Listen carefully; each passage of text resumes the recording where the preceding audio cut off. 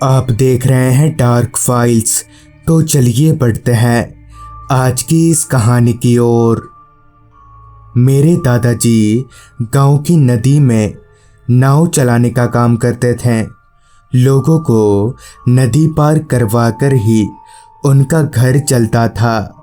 मगर पिछले कुछ दिनों से दादाजी थोड़े परेशान से चल रहे थे, क्योंकि उनका खास दोस्त गंगाधर पिछले कुछ दिनों से लापता था।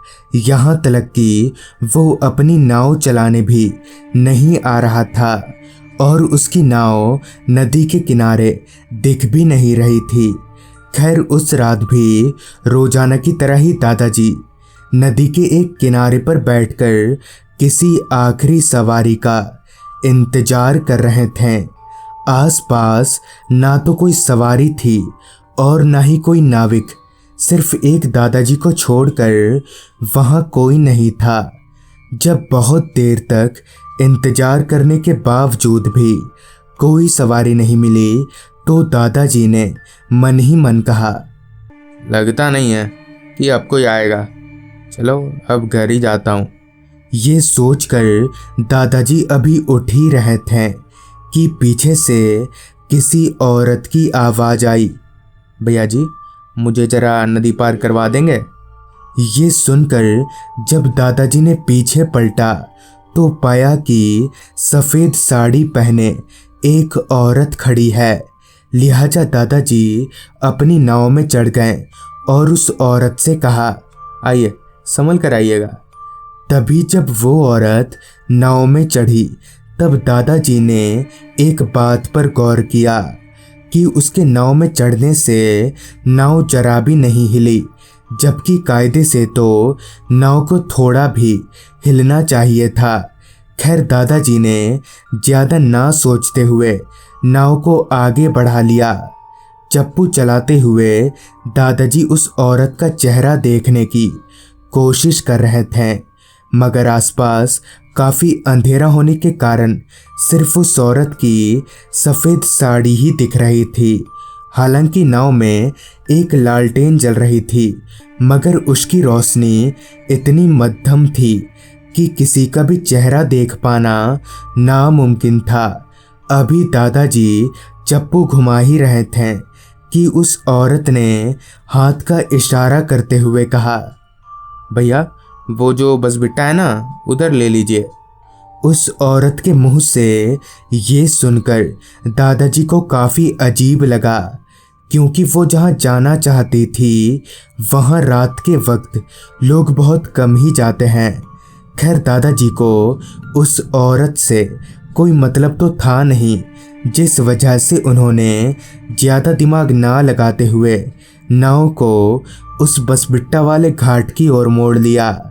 कुछ देर बाद जब दादाजी बसबिट्टा घाट पर पहुँचे तो पाया कि वहाँ पहले से ही एक नाव लगी पड़ी है। जब दादाजी ने उस नाव को ध्यान से देखा तो पता चला कि वो नाव और किसी की नहीं बल्कि उनके प्रिय दोस्त गंगाधर की है। इससे पहले कि दादाजी कुछ सोच पाते, वो औरत दादाजी को उनका भाड़ा दिए बगैर ही नाव से उतरकर जाने लगी। ये देख दादाजी ने उसे आवाज़ लगाया, अरे बहन जी, मेरा भाड़ा तो दो। मगर वो औरत अपनी ही धुन में चले जा रही थी। लिहाजा दादाजी ने नाव में चल रहे उस लालटेन को अपने हाथ में लिया और उस औरत के पीछे पीछे चल पड़े। दादाजी जोर जोर से उस औरत को आवाज़ लगाए जा रहे थे, मगर वो औरत किसी भी हालत में रुकने को तैयार ही नहीं थी। हाथों में लालटेन लिए दादाजी उस औरत का पीछा कर ही रहे थे, तभी अचानक ही उनका पैर किसी चीज से जा टकराया, जिससे दादाजी गिरते गिरते बचे। फिर जब उन्होंने लालटेन को नीचे झुकाकर देखा तो उनके पैरों तले जमीन खिसक गई। दरअसल दादाजी जिस चीज से टकराए थे वो एक लाश थी, और वो लाश किसी और की नहीं बल्कि उनके जिगरी दोस्त गंगाधर की थी। दादाजी को समझ नहीं आ रहा था कि आखिर ये सब हुआ तो हुआ कैसे। खुद के जिगरी दोस्त को मरा हुआ पाकर दादाजी वहीं पर फूट फूट कर रोने लगे। अभी वो अपने दोस्त के सर को गोद में रख कर रो ही रहे थे, तभी पीछे से किसी औरत की आवाज़ सुनाई पड़ी। तू भी मरेगा। ये आवाज़ सुनकर जब दादाजी ने पीछे पलटा तो उनके पूरे शरीर में डर की एक लहर दौड़ गई। दरअसल ये उसी औरत की आवाज़ थी जो दादाजी को भाड़ा दिए बगैर ही भाग रही थी। मगर अब उस औरत का चेहरा बड़ा ही डरावना हो चुका था। उसकी आंखें एकदम लाल सुर्ख थीं और चेहरा पूरा सफ़ेद।